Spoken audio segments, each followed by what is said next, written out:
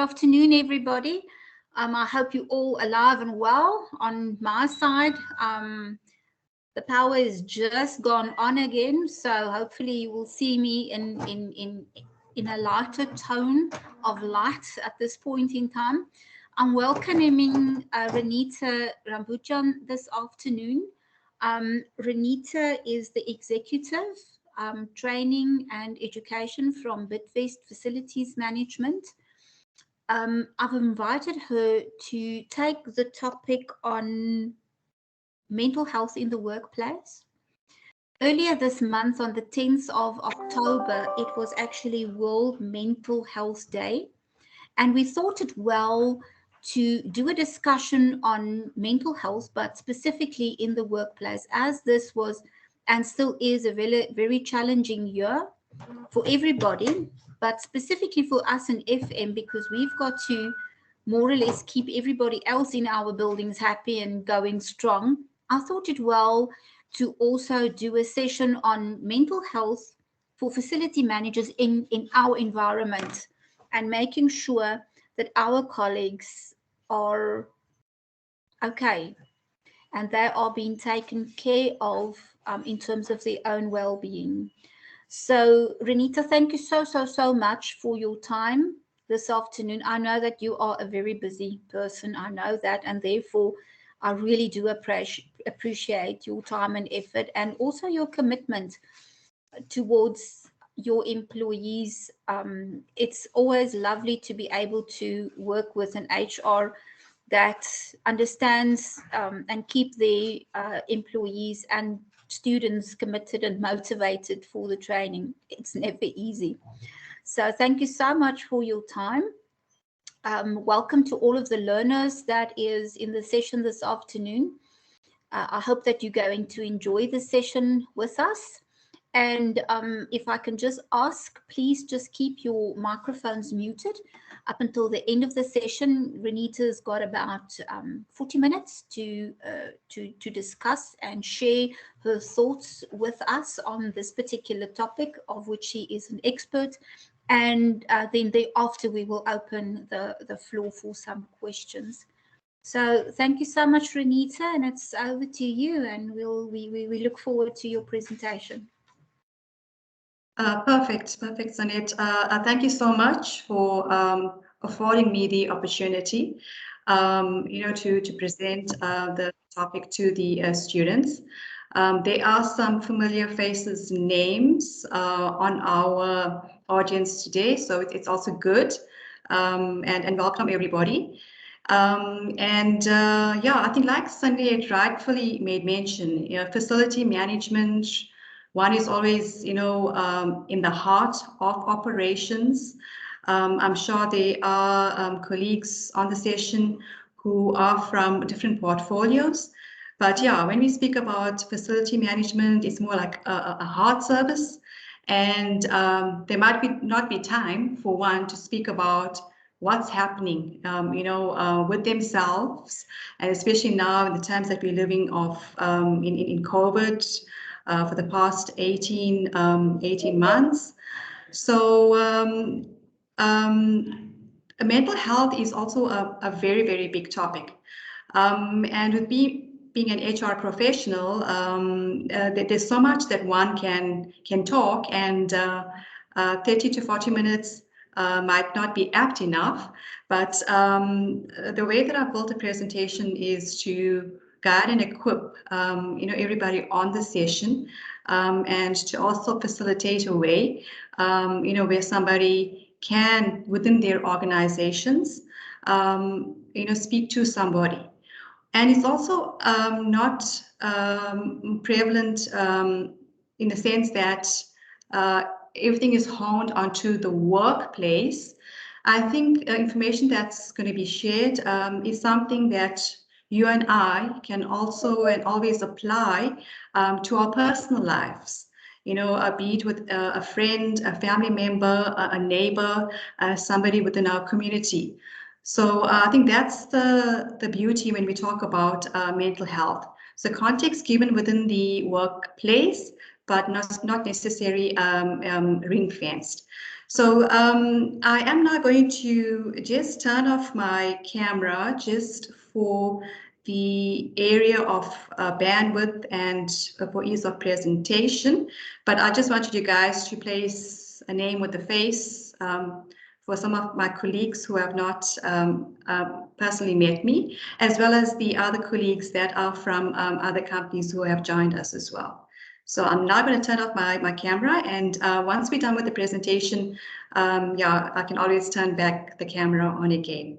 So I'm just going to switch between modes. Just getting my presentation up and going for us.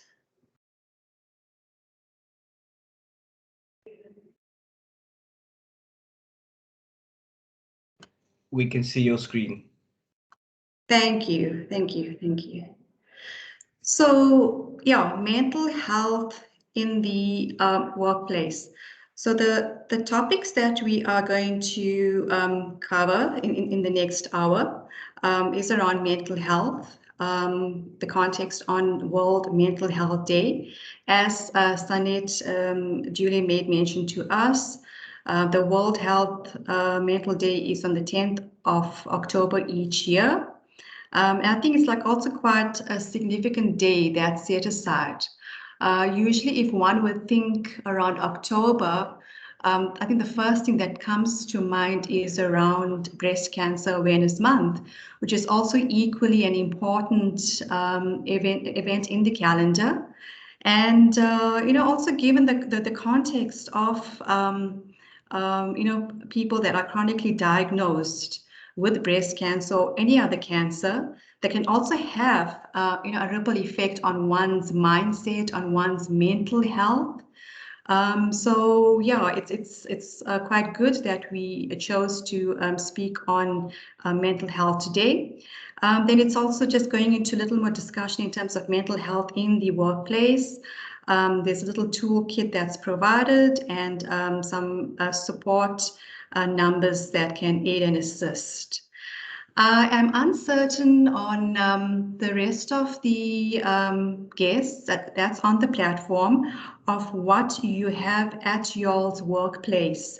But I do know that with majority of companies, despite how big your organization may be or how small, there is usually an employee wellness program or an employee wellness partner that the company usually, has a bit of partnership with to assist and provide and facilitate different areas of support, and one being around well-being in context to like mental health. So at our company, we do have such a provider.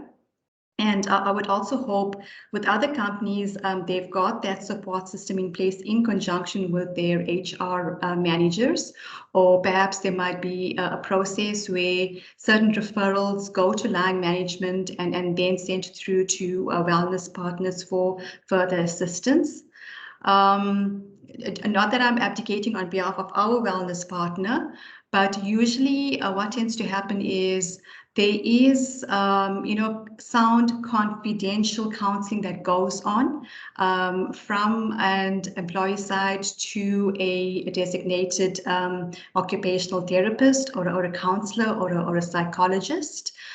So those sessions are like kept private. There's also certain areas whereby if managers do notice something is not accurately quite in sync in terms of an employee and how they are, continuing in terms of their day-to-day work or in terms of their deliverables, certain discussions takes place, and maybe at times there might be a bit of a dip because of certain pressures, certain daily pressures.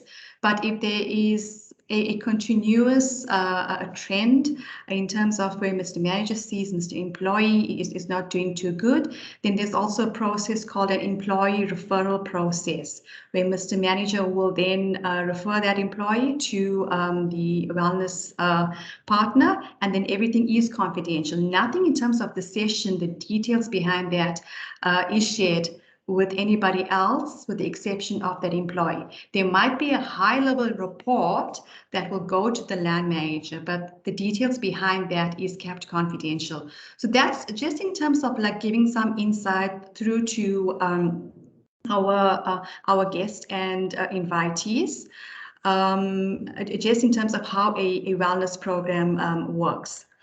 So let's just get into mental health. So when one talks about mental health, so mental health refers to our cognitive, behavioral, and emotional well-being.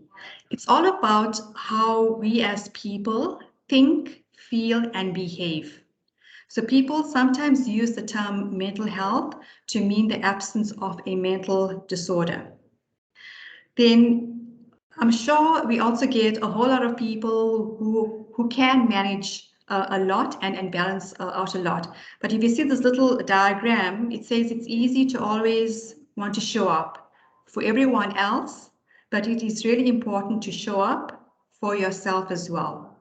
So lots has happened in our world over the past year and a half, and everybody's trying to keep everybody else happy. You've got the household front. Many people are working from home. You've got kids that are being homeschooled. You have to also now attend to a meeting, and there is erratic times that people are working. But it's also now quite important to keep tune with how you are feeling.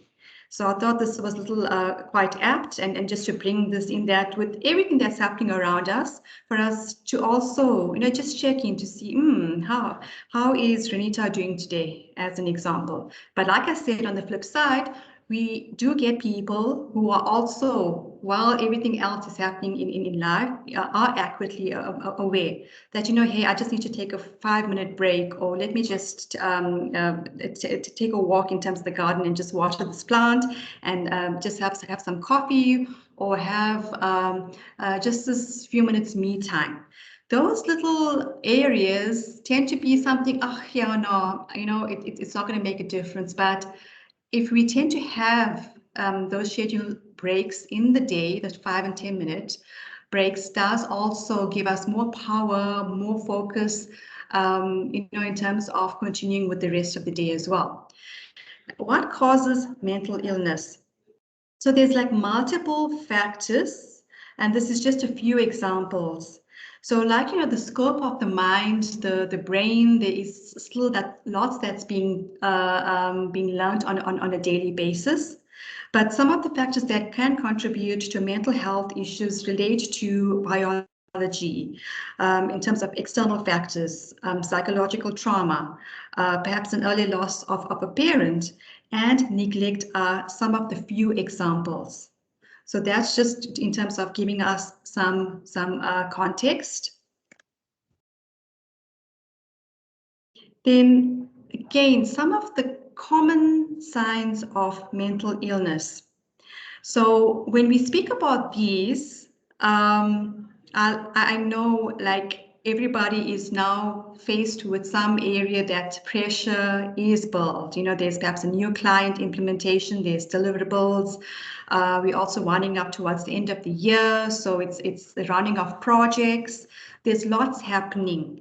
But if somebody has these symptoms presented on a regular basis, then it's also important to maybe tap in to your healthcare professional, healthcare provider, and to also seek some sort of clarity. Because daily we would get up, and there is some areas of anxiety, but when that anxiety tends to become very chronic, we feel like we're not in control, then it's perhaps some sort of sign to say, hey, I need to, perhaps pop through to my doctor. Let me have a consultation with my doctor around the way that I'm feeling.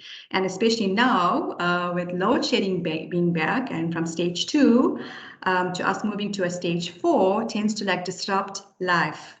So some of the common signs of mental illness would be like constant feeling anxious and worried, feeling depressed or unhappy, emotional outbursts, sleep problems, appetite changes. It could be in terms of like a major loss in appetite, or I'm like constantly having these lovely biscuits and muffins and chips, and that's like not usually the norm of me. Withdrawn or being quiet, substance abuse, changes in behavior or feelings. But like I said, where there is a pattern or a constant chronic area, those are some of the signs that can trigger us in terms of looking further into, if you want to see that, hey, it's something more that I feel, and it's just not something as like a once-off feeling that I have. So the next slide, I think, also gives us a bit more detail and tends to clarify on mental health versus mental illness. Because if somebody speaks about mental health, and I think the way that we as human beings are wired, it's an automatic thought process that a person has some diagnosis of a mental illness, which may not necessarily be the case or true. So let's go through the areas. So in terms of mental health, one would generally feel good about themselves. You do not become overwhelmed by emotion, such as fear, anger, love, jealousy, guilt, or anxiety. One has a lasting and satisfying personal relationships. Those with our friends, our family, our siblings, our colleagues. One feels comfortable with other people. One can laugh at themselves and others. I know I'm somebody who constantly tends to like laugh at myself, with small silly things when I'm in the context of my friends and family. I'm somebody that I can do that. And somebody who shapes their environment whenever possible and is able to adjust to it when necessary. I think this is like quite crucial and critical, especially now, and especially there's so many things that one is, trying to do. So that's quite a key area and an element. And then able to accept life's disappointments. So in terms of that factor on resilience, on bouncing back, tenacity. Obviously, I mean, when certain things happen, we all go through motions, but it's the way that we take ourselves from that situation to say, okay, hey, yes, a certain thing has happened, but I can move on, I can go on. Somebody who can meet life's demands and handle their problems when they arise, and somebody who can make their own decisions. So when we look at mental illness, it's portrayed with areas of low self-confidence, unexplained physical symptoms such as pain, sleep disturbances, dramatic weight fluctuations, changing in eating patterns. Relationship suffers, there's mood swings, erratic behavior noticed by more than one person, the compulsive, obsessive behavioral traits that tend to show themselves up. There's difficulty managing anger or controlling temper, chronic fatigue, tiredness, lack of energy, somebody who would avoid social activity, then there's memory problems and loss of libido, and then difficulty making decisions. So this kind of, I think, now gives us a bit of a better picture in terms of like mental health versus mental illness. So they're just touching upon World Mental Health Day, which was on the 10th of October.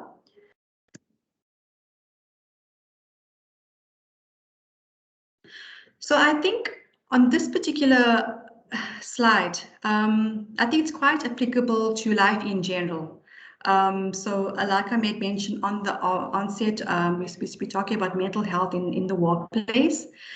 But I think also not, just ring fencing mental illness.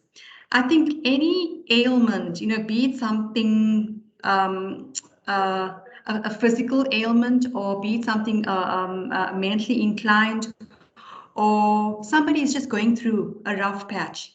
I think, yeah, when that happens and when there is support, it tends to also make things easier. So therefore, I thought this was quite apt when they say, when we replace I, when I is replaced by we, illness becomes wellness. So, there's very, very many areas of, different chronic ailments.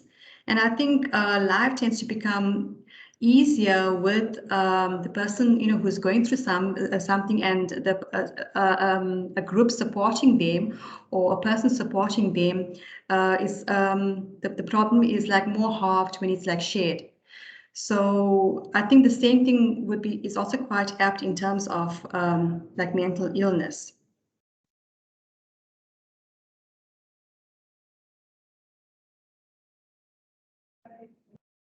So yeah, with World Health Day, its aim is to raise awareness of mental health issues around the world and to mobilize efforts in support of mental health.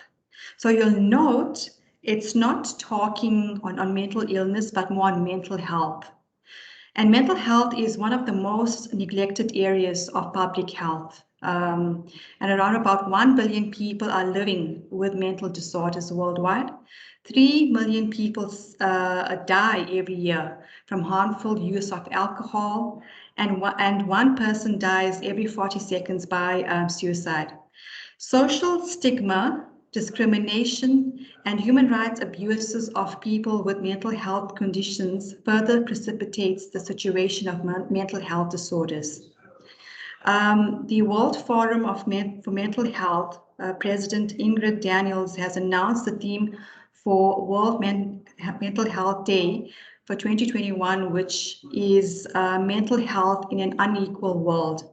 So I think, it's also like quite apt, because we are at present, fighting something that was never around, and not, much was known around where we are with the coronavirus. And times are not on that equal basis. And I think more so as well, a lot has been exacerbated with coronavirus, where everybody was leading a normal life, and around about 26th of March 2020, when a national lockdown was announced by the president of our country. And I think everything had come to a halt, and where, there is governance around, like where you are, and if you are with your family, cool. If you are staying alone, you are alone. You're continuing working. Your family is across a different province. So I think it was also a bit of a shell shock to our systems, because we as human beings, we are people who connect with one another. We are social beings. And, with being within that sphere, it was something totally new, something we as the human race had like never experienced. And there were a lot of different things where we had to now, in our mental mode, try and make life as normal as possible. And it was also reported as well, where a survey was done, that there were more deaths due to suicide than the coronavirus last year. And I mean, those suicides could be attributed to a lot of things. But I think, where people were living alone, isolation, that disconnect, may have had some little impact as well. So, okay, moving on to mental health in the workplace.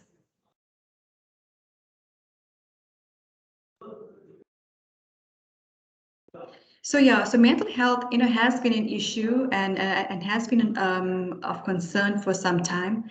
But since the start of the COVID-19 pandemic around the globe, attention to the issue has been increased. It has been increased, and one would also have noticed, from the media, from news reports, the SADC. In terms of the calls that they had received pre-COVID-19 to with us being in the pandemic, those calls had escalated, quite tremendously. We also remember as well, cases of gender-based violence was also on an upswing, but there was a huge attention and huge drive from SADC to try and see and assist, people who had called in as well. And according to an online survey conducted in April by SADC on COVID-19 and mental health, 59% of the surveyed people suffered from stress prior to the lockdown, and 65% felt stressed during the lockdown period. And these stats point to the reality that almost like every person would at some stage experience some sort of mental breakdown or some sort of mental illness as well. And within the World Health Organization, they're predicting that depression will be the second largest cause of morbidity in the world by 2020. And mental illness is rising, and soon it could overtake HIV/AIDS as the leading cause of illness in our country. So I think it's like time for us to reflect and also try and see how within our means we can assist or aid or support or capacitate somebody who we do know that would need some sort of area of guidance.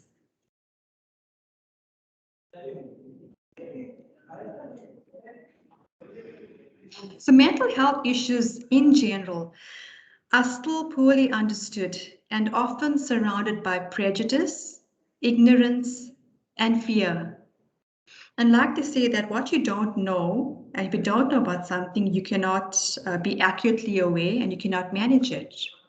But as with sessions like these, as we read more at our workplaces, at us doing research, we become a little more aware, a little more knowledgeable on the subject as well. And many employers also feel, in terms of that whole stigma, that they would rather die than admit they suffer from a mental illness. However, like any other chronic condition, mental illness can be managed successfully through a disease management and through different interventions. Now, coming back to the context of the working world, if you would see our colleague who has unfortunately lost a limb in an accident, or who has some sort of birth defect on one of his arm and he's on a crutcher, or somebody who's paraplegic. So the examples that I'm trying to use is something that where we see somebody visual who has a disability or a chronic condition, then we are aware this person has an ailment. But mental illness, and there's different ranges of mental illness, which is also classified. And if it's recurrent, if it's chronic, chronic being more than 12 months, and if it's diagnosed by a healthcare professional, that person can also be classified as an employee with a disability. And in terms of how Department of Labor works, it's also important for them to get an idea and indication in terms of the workforce and in companies on employees who have disabilities. So where you do have a particular staff member who confides in you and says, look, I've been diagnosed with schizophrenia or bipolar, or any other mental ailment, I think it should be taken, with care and confidence, or take it as being leaders, that, we have those discussions with the employees and to create a bit of a safe space.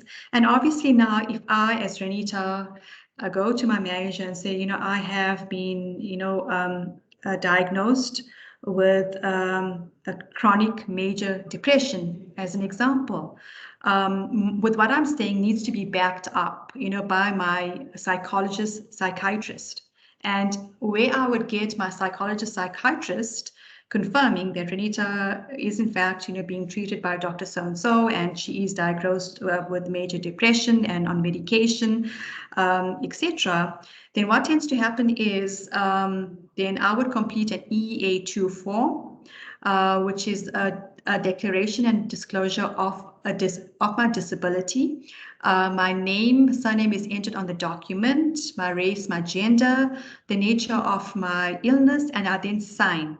But along with that, I need to provide proof to my employer on my medical certification by my attending physician or doctor. And then once you have that, you can give that through to your personnel department, and they will have that stored confidentially in your personnel file. And obviously it's you and Mr. Manager who are aware and nobody else.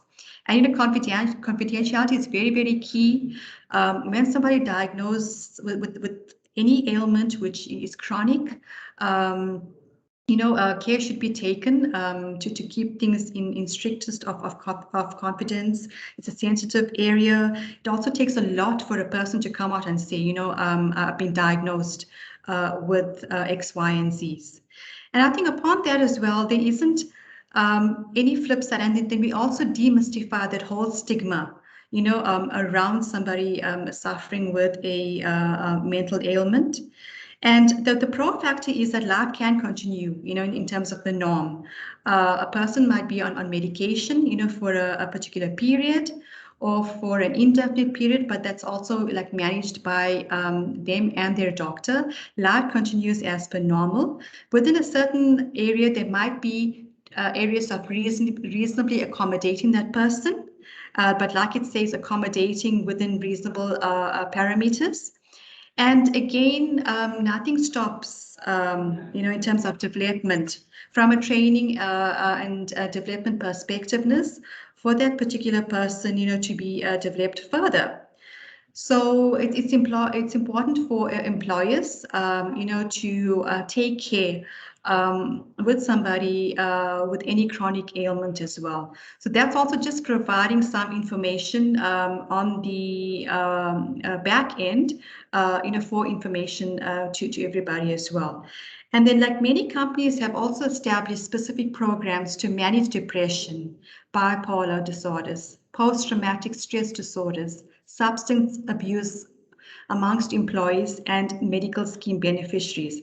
Some companies have also established employee assistance programs, which is usually called EAPs, to support employees dealing with issues that impact on mental health.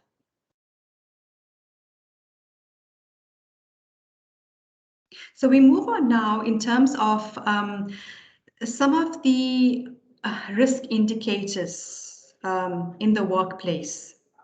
But again, I would, take heed, where there's like a once-off area, do not necessarily now think this person has a bit of a mental ailment. Perhaps it's just a bad day the person, is having, or it's a bad week. But like the areas that we're talking about is those constant recurring areas where there's a decrease in productivity. There's absenteeism and an increase in sick-related absenteeism. There's poor work quality, increase in mistakes and errors, wasted material, even workplace safety is becoming compromised, difficult concentrating, decrease in performance, changes in behavior and conduct, low frustration tolerance, disruptions in the workplace, complaints. So sometimes you would get, you would get one employee, who is like the disruptor or somebody who would like to seek attention. But I suppose one can draw bit of a area of reference. But where you get somebody with there's constant disruptions in the workplace, that's usually a sign and a trigger that there's something more that's going on with this person. And that's where I think discussions need to take place from Mr. Manager's side to Mr. Employee side, and just sit down over coffee and just, hey, what's going on? Because this is what I've noticed, over the past few weeks, over the past month, that there is a constant area in terms of what I'm noticing, what's going on. And usually that's when the person will tell, look, hey, this is what has happened. My wife has maybe lost her job, or my child is sick, or my child has been, going through a bit of a challenge. But usually as well, with certain areas, you would get certain employers just saying, no, it's just a bad period. But it's important now for Mr. Manager to have the person in mind, should there be a continuous trend. And then one would also get in terms of what the crux might be as well. And then, like I say, there's the different processes that would take place. And Mr. Manager can also have discussions with the employee in terms of certain referrals. So if Mr. Employee says, no, it's fine, I am seeking help and counsel and guidance with my healthcare provider professional, then I think it's also cool to respect that, but also not to leave the person at the lurch, just check in on them now and then. So I think with certain areas where we can see what's happening or nip certain things, it tends to make things easier or to capacitate the person in dealing with what's happening. And then the last one being in terms of a sudden social avoidance. And I mean, with most employers tend to completely underestimate the financial impact of mental illness on the bottom line. And, increasing levels of mental illness drive up costs and demand more onto medical aid schemes. And there's also a strong correlation between mental health disorder and substance abuse. So therefore, it's also important to see in terms of policies that the company has in place and to have detailed policies around different areas. And, to have, themes in terms of different months to try and assist employees. I do know that, when pre-COVID in our organization, we would try, to have wellness days every year and a half, and, have different themes. And, just to also get that two-way participation, from employees as well. And that's, also getting in different providers to come through and, do blood pressure testing, monitoring, and get people to just run on the treadmill and see how, one's heart rate is performing in different areas and elements. But with the absence of that, I think it's important for companies to try and see, how best with different interventions to, engage with employees as well. Please pardon me. I am in the office and there is some renovation taking place. So hopefully the noise does not disrupt us too much. So apologies in advance for if there's any other noise coming through. So mental health in the workplace and reasonable attempts to assist mentally ill employees. So it's to create a workplace environment that promotes the reality and acceptance of mental illness and breaks the negative associations attached to it. I think provide education to management and to human resource personnel where needed on how to understand, manage, and support and assist mentally ill employees. Promote assistance programs such as mental health awareness, stress management, and counseling to employees. Refer mentally ill employees to mental health care practitioners or programs, and implement flexible working hours or allow for temporary remote working when it may be needed. So I think at the moment, with most of us, working remotely and on certain days or with staggered days coming into the office, but this is where if somebody has been diagnosed of recent with a mental illness, in some of the steps that we can assist to assist this person during that whole transition phase and space. And I mean, with the rate of mental illness climbing due to the lockdown and the general COVID-19 situation, it's important that employers find a way to balance the needs of the business and the needs of its employees to ensure that productivity is maintained and mental health is supported.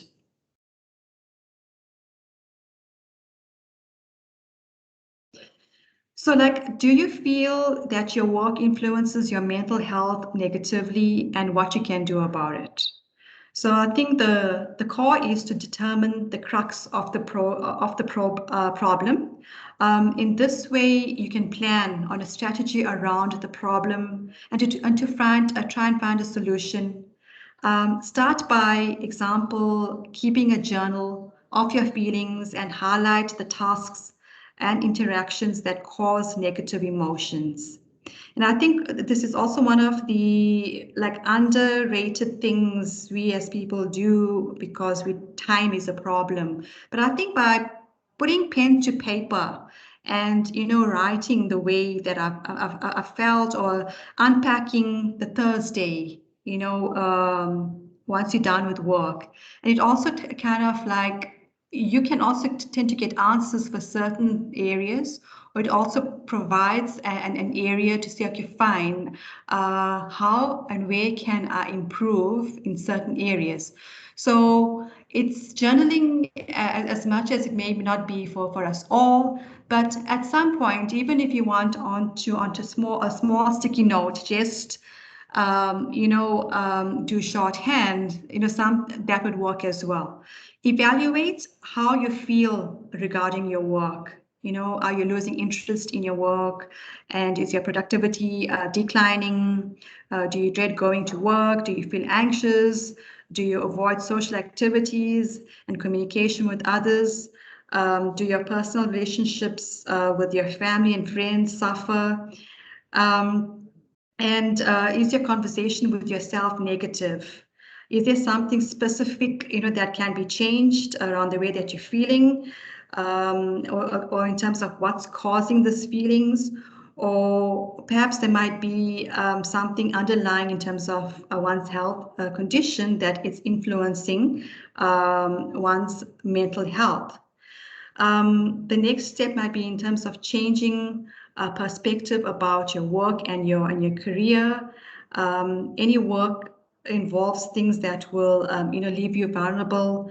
Ask yourself, what do you actually want? Is it work? Is it you, or is it work that is holding you back? And if a changed perspective cannot change your work life, then ask yourself if you aren't in perhaps the wrong career, and if so, take steps to get to find that out. How can one protect oneself? I think it's key and important in terms of seeking help, throwing that lifeline. Whether it is somebody from within your family, somebody within a medical field, or sometimes it might be like what I've made mention. There might be bouts of us being anxious, but it's also important to remember that our work is just a segment of our lives, and by periodically assessing one's relationship with one's work, you can find a solution for mental health areas that you're suffering from, or mental health illnesses. And I think it's also important to set out clear boundaries and limitation for yourself. Separate your own values as a human being from your work function and your productivity, and how you should be evaluated, by others as well. Don't lose sight of, I think, one's unique talents, because one tends to be caught up in so much that's going on that, like I said, sometimes we tend to lose ourselves in the midst of everything. And I think, yeah, most important, like get support. The support, like what we I made mention, which I've highlighted. It can be, somebody trusted. It can be your friend. It could be your mentor. It could be a therapist. But it should be, somebody who, you feel comfortable to talk to.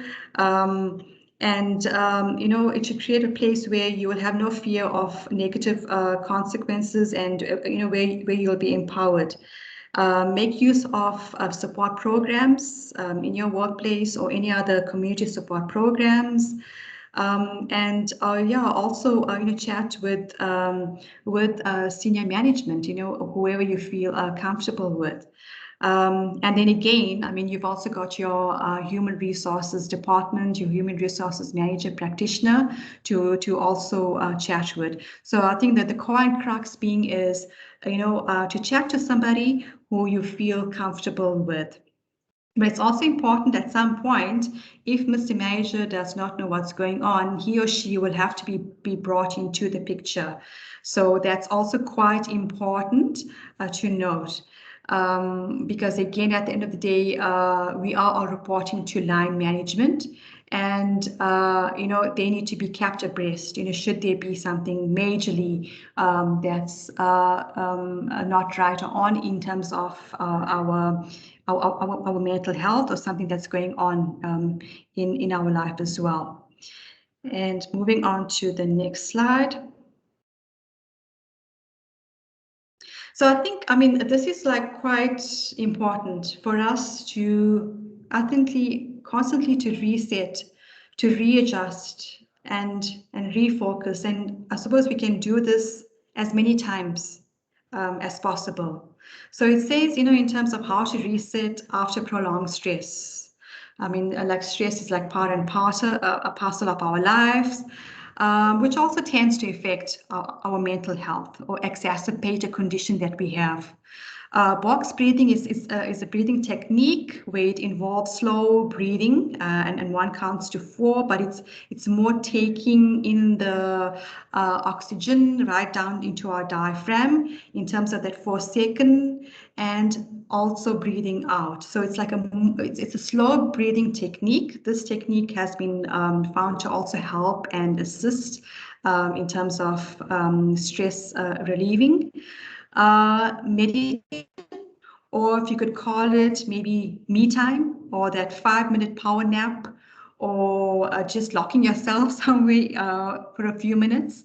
Meditation, I'm sure it's not for anybody and everybody. I've tried meditation, but as soon as I start meditating, to calm the mind, it's also like quite difficult. So I prefer just to take the 5-minute, just like me time. Time in nature. Time in nature has also been found to also assist and alleviate stress, anxiety, depression. I'm sure all our avid golfers out here, sports person, people going to the gym.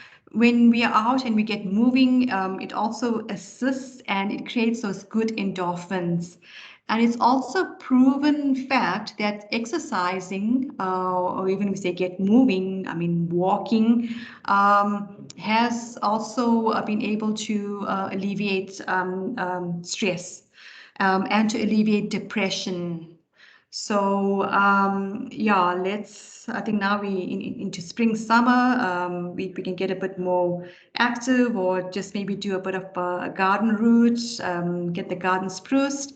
But like whatever floats your boat, do that. A digital detox. Yeah, so I know with COVID-19, something new was upon us. There was a lot of fake news that was going around. And I think it's important for us to, shut down and have that bit of a digital detox. Because if we are working and we are working on average 7 to 8 hours or more than that, we are constantly on our laptops, PCs, desktops, tablets.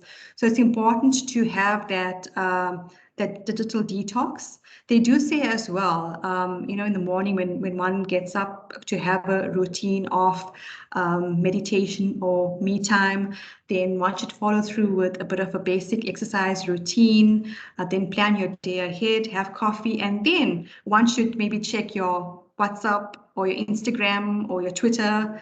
But I suppose the times that we work or the era that we're in, it's more as soon as we get up, let's see what's happening on social. So I think it's more of like now having that flip in our mindset and putting ourselves first and doing those preambles that's then going to prepare us, for that day ahead. And again, in terms of, I think, just like writing. There's other areas which have been also, brought up the recent forefront in terms of creative adult painting, and pottery, and there's like different areas. So I think it's quite key and critical for us each to find, in terms of our interests. And perhaps there was a hobby that we were neglecting, and now might be a good time, to get momentum, with that.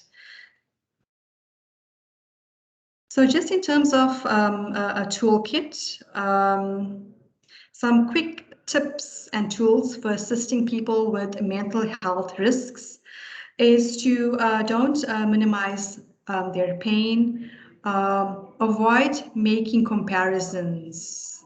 I think, with each of us being human and human beings, it's also not good to like compare, one person to another, especially if somebody has some, mental health risks. Patience, I think patience is like quite key. Avoid offering advice. So, how they say, silence is like golden, or silence is also respelled as listen. So sometimes all the person needs is that listening ear, because remember, with certain things we put out, we are not qualified psychologists. So with just a hug or holding a person's hand or letting them speak, I think would provide a lot of support, or to say, yes, I hear you. Avoid the tough love approach. And I suppose, where we have that friend or a family member or a colleague, who is like, perhaps constantly emotional and constantly in this roller coaster. And like to some point, you say, here, I think my approach must turn to tough love, because what we think is there might be a change in the behavior, but it tends to exacerbate the condition further with that person. And I think quite, crucial, key, critical is for us not to judge or criticize, and for us to be more accepting and empathetic. And like I say, where we can try give a small lending hand or do a small gesture for the person, that will also assist in some way. And I think, guys, it's also key to never ignore the signs. Never ignore the signs. If you do notice something, bring it to somebody's attention, but in confidence. I think it's quite important. And this will go in all circles of our life, not only in the working place. And then if you suspect that someone may be struggling, let them know that you've noticed something is wrong. Be there, invite them for a chat, invite them for a quick coffee catch up. Just listen. Don't try to fix, cheer them up, or make them snap out of it. If they don't want to talk, give them the space, but don't give up. Encourage them to seek professional help. and where possible, provide them, with the wellness helpline number or any other support group, or somebody's contact details. So yeah, communication to employees is important. I think delivery and communication are essential to success. It's important, for a company to have, like awareness programs, emails going out, campaigns, try and have workshops. It's also like the element of understanding, having some instructional, interactive videos and tools. Also in terms of scenario guides, perhaps the company could introduce a Did You Know series, belief, whereby the person can see that they're supported by the company to seek help without a stigma, being attached. Provide policies, guidelines, processes, workshops, trainings. And if a person, is diagnosed with a mental illness, in terms of assessing that workload initially, but then again, like I say, that the position will have to be, evaluated, and to see how best to assist them. And I think, advocacy, talking about the subject, making key days available coming from senior leadership, or programs introduced, or having in a certain forums. And I think, just in terms of to start, connect, engage. Yeah, I think we're almost done. There's just another slide or two. I think, where to get help. There is some, useful contact organizations, like I made mention, SADC. There is also the helpline number, the website, where one can also tap into more information, the South African Federation for Mental Health, and there is also the Department of Social Development, Substance Abuse line contact details, and a few of the other contact details and support, where we can provide support and reference to.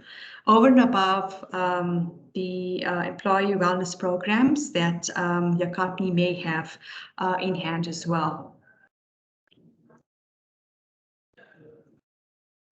And I'm sure, we all at some point or the other tend to have a bit of a similar face, or we're having a day where we've got that stress ball in our hand, but the stress ball is not doing much.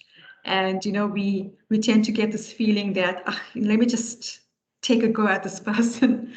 So it's just something in terms of lighthearted, but in essence, where we feel, we are, there's no hope. There is always, somebody to talk to, or there is some way out as well. And for us to just hang in there.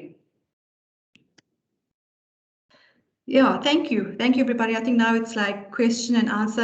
Sanet is probably thinking now this lady has gone well and beyond her time, and hopefully with what has been presented, will assist you or assist somebody within your circle, or a colleague or a friend or a family member in some way. And as much as, somebody may feel that there is nobody to talk to, there is always somebody. There is always somebody where, we all can, lean into and talk to. And lastly, again, you have the support of your personnel from your human resources department, or your employee wellness provider, or your senior leadership, if anything. And so thank you so much for the time. And Sanet, I'll hand over through to you now. Thank you so much, Renita. I think it's been a very enlightening session. Lots of information, lots of guidance tips, lots of suggestions, which is lovely. That is what one would expect from an executive training and transformation. So again, we are picking our guests very, very well for our sessions. Renita, thank you so much for your time. Guys, yes, we have gone a bit over our times. Is there anyone that would like to ask a question? Perhaps you can just raise your hand and then we can give a 5-minute or so time if there's anyone that's got a specific question for Renita.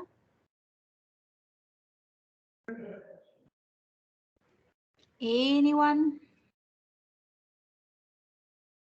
I don't see any. Bertil, yes, you may ask something. I see your hand is raised. Hi guys. Yes, Renita, I just have a question for you. When you have also just in your discussion, in your presentation, where you have said that the workplace and those sorts of stuff. You know, I also went through a period now a couple of months ago, man. And for me, I think where the challenge is in terms of mental health, the more it came from a manager or how can I say, that doesn't understand and how can I say, where we add more to the how can I say, to our mental health dysfunctions and stuff like that. So it's more from a person. Because remember, even when we had the standard session where the COO is talking about values and inspire and all of the company ethics and stuff like that. So, but there's a gap when it comes to our managers and stuff from what you guys are talking about from top management. So there's a gap when it comes to the ground team. You know, is because remember, as a manager, you need also to have that type of training or that awareness, in the sense of because you are a manager. You get what I'm saying. So yeah, so there's seriously a gap. So I also think we must also just be brought up to that understanding in terms of knowledge, how to deal with people, how to, you know. Yes, yes. No, 100%, Bertel, and thank you for that input. I do hear what you're saying. And yeah, I will also make a note of that. And if there's perhaps anything in particular you wish to discuss or raise, you're welcome to get in contact, with myself, offline. And just for me to get a better understanding, and then yeah, we could just see from there, how to progress forward. But I do hear you, and like sometimes like we would feel, and we are being the mighty heroes with saving the day. That yeah, no, I mean I would just let this slide, like per se. But I think it's also like quite important with certain areas to to have that like discussion to say, okay, yes, Mr. Manager, I do understand that you are busy, but can I have 5 minutes? And perhaps try having that conversation, Bertel, and see from there how things follow. And sometimes we tend to like think, but yeah, no, I mean, if I would have the discussion, he or she is just not going to listen to me, or I'm perhaps talking, some baloney. But unbeknown, you might be talking something and presenting something where your fellow colleague is also experiencing a similar thing. And when you bring it to the attention, it'll be like a bit of like, aha, okay, yes, thank you. I can't maybe change certain thing, but I hear you. And let's see, how we can like work together, but thank you. I take note and I will have further discussions. But no, I do hear you as well, Bertel. And if there's anything specific, you can also have a discussion with me. And yeah, we will also try and incorporate to see, if we can have some sessions, for line management and to try and assist and equip them better and further. But yeah, thank you so much for that input. Thank you. Okay, anyone else?